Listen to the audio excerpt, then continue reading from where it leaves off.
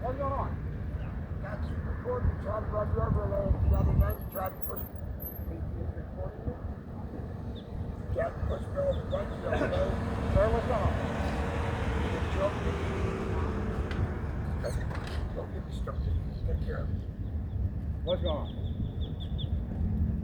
Officer Locher? Yes, sir.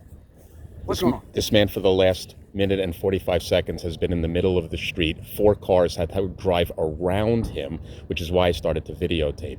Literally 4 cars in danger, going head on head with other cars coming this way because the man was in the middle of the street on his bike smoking a cigarette. Correct. I have it on video as well. That's illegal. You cannot keep your bike in the middle of the street stationary for over a minute and 40 seconds on videotape smoking a cigarette, putting other cars in danger. And that is what occurred, the truth. And it's all on video.